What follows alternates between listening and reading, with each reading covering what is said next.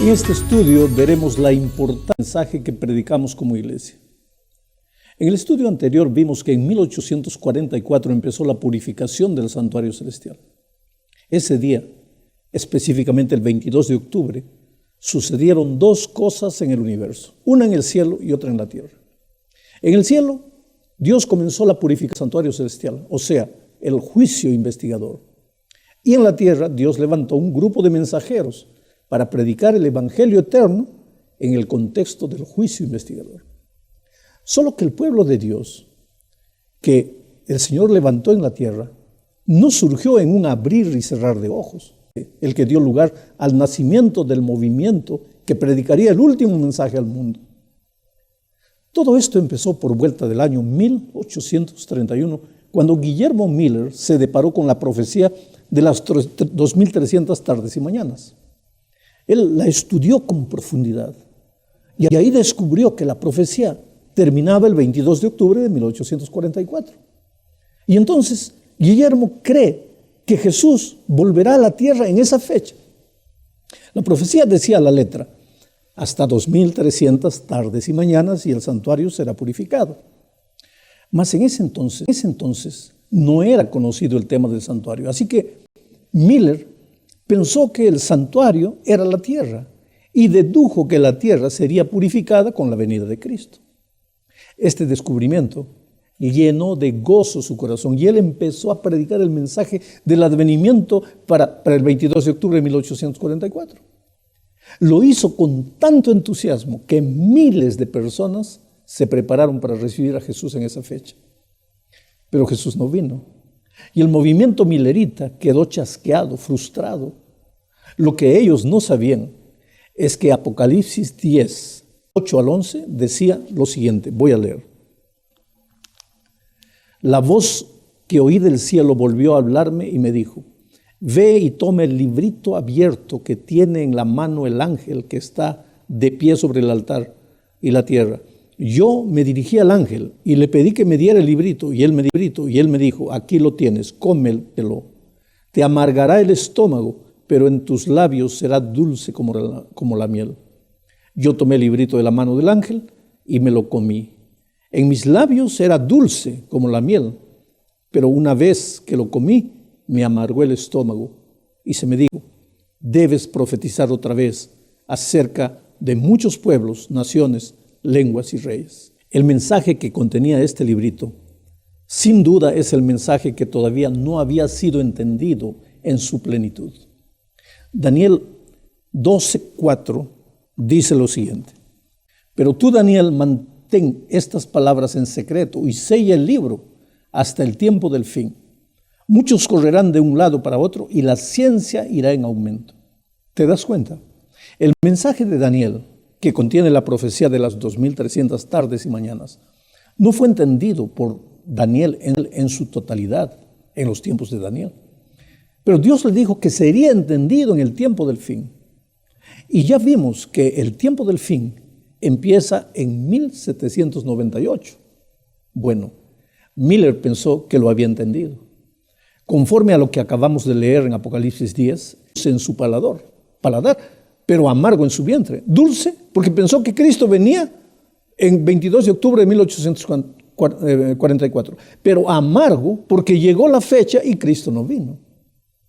Ahora, después del chasco, muchos se desanimaron. Pero un grupo pequeño comenzó a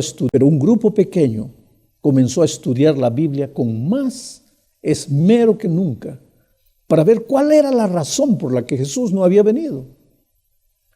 Y fue así que descubrieron el mensaje de la epístola a los hebreos. Y descubrieron que la purificación del santuario no era la venida de Cristo a esta tierra, sino el inicio de la obra del juicio en los cielos. Este pequeño grupo de personas dio origen a lo que hoy es la Iglesia Adventista del Séptimo Día. La profecía que leímos al comienzo decía: debes profetizar otra vez acerca de muchos pueblos, naciones y reyes. Y el aparecimiento de este pequeño pueblo fue el cumplimiento de esa profecía. Ahora, el movimiento adventista nace, pues, como el cumplimiento profético de Apocalipsis 10.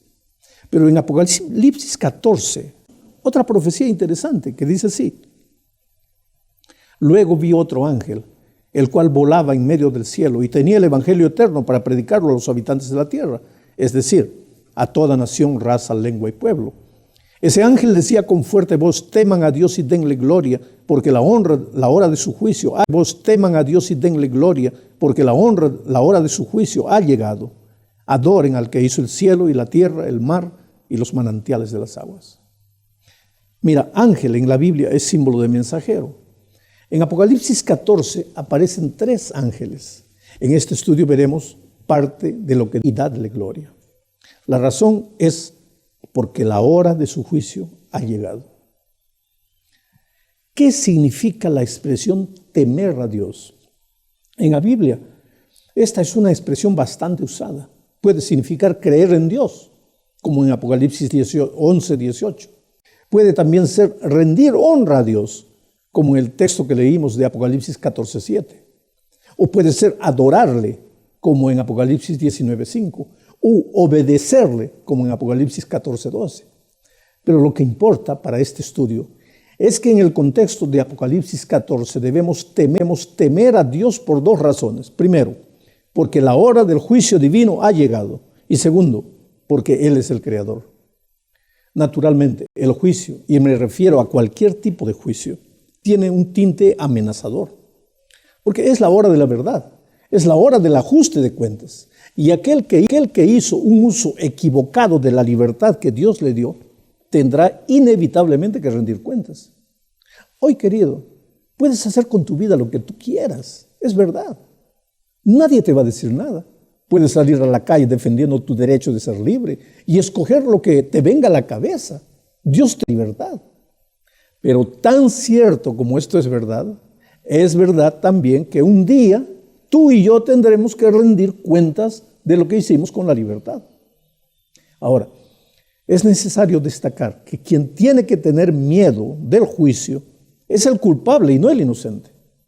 Pero si todos somos culpables delante de Dios, me puedes decir, y es verdad, pero es verdad también que hoy es el día de la gracia y podemos acogernos a ella. Pero si la rechazamos, tendremos que dar cuentas en el juicio. ¿Quiere decir que Dios es un Dios que amenaza?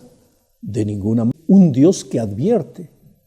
Amenaza es una cosa, advertencia es otra cosa. Ejemplo, si tú estás dirigiendo tu carro hacia un abismo y yo te advierto, da la vuelta, porque si sigues por ese rumbo vas a caer en el abismo. Dime, ¿te estoy amenazando o te estoy advirtiendo? Bueno, el mensaje estoy advirtiendo.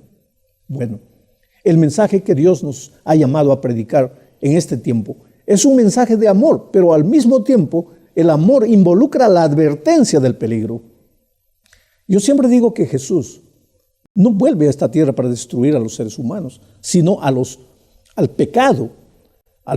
Y los únicos seres humanos que morirán serán aquellos que no quisieron aceptar el llamado de la gracia y se agarraron del pecado.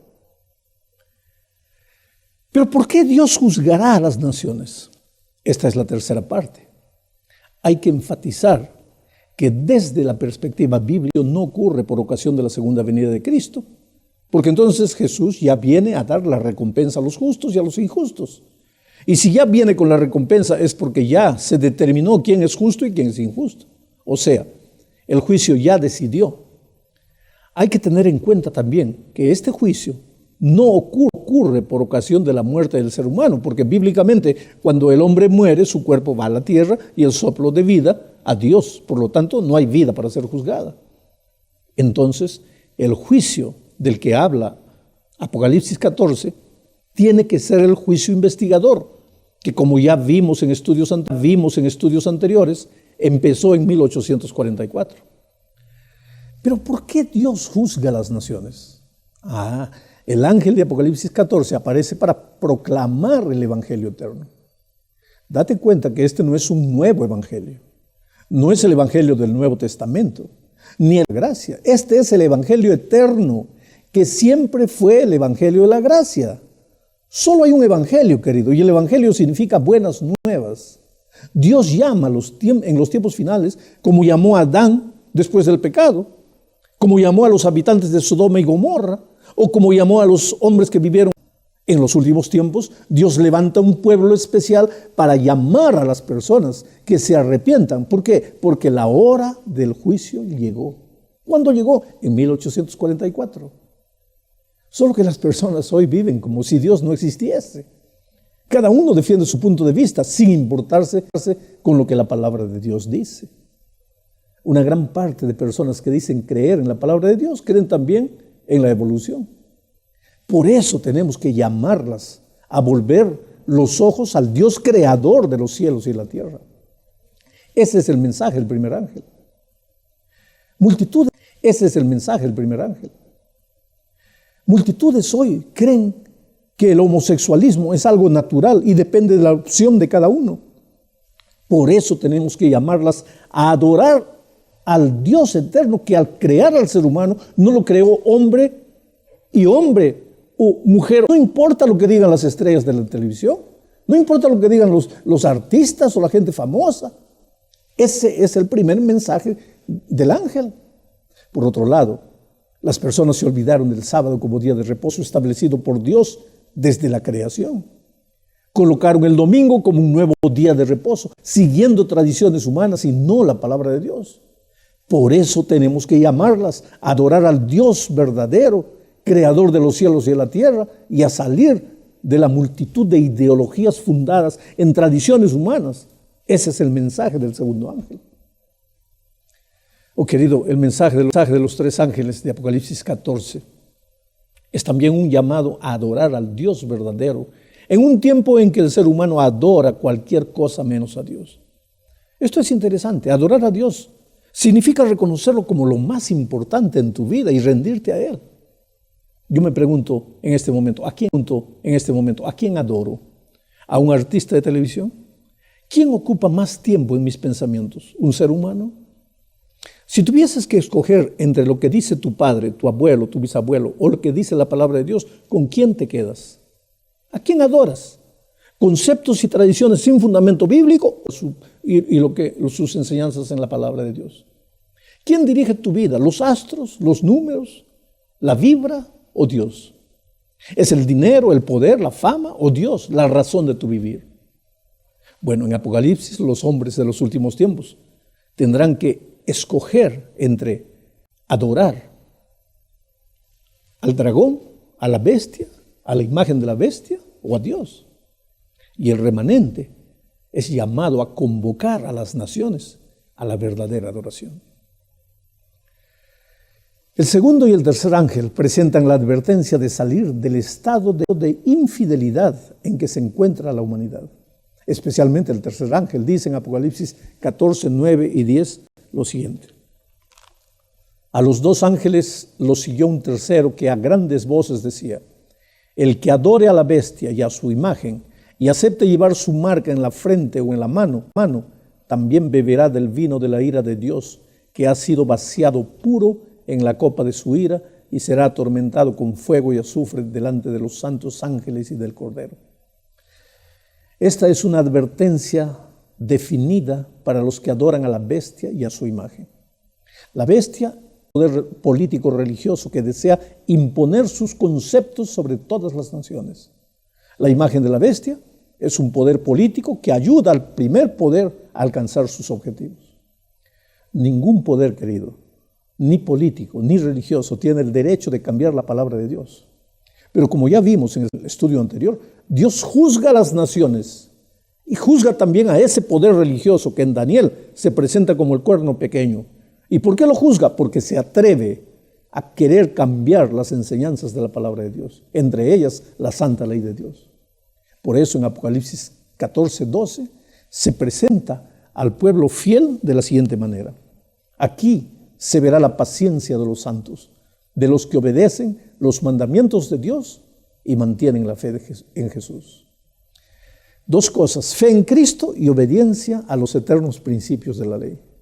Esta es la característica de los fieles en el tiempo final.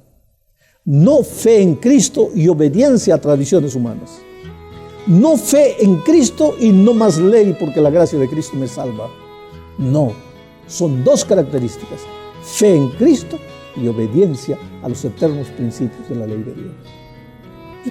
¿En cuál de los grupos te gustaría estar? ¿En el grupo de aquellos que siguen al Cordero, entregan la vida a Jesús y como fruto de la salvación en su vida andan en los principios de su santa ley? ¿O en el grupo de aquellos que piensan que porque Cristo los salvó, la ley ya no tiene ninguna importancia? Hoy es el día de buena nueva. Hoy es el día de salvación, porque hoy es el día del juicio. Que Dios te bendiga.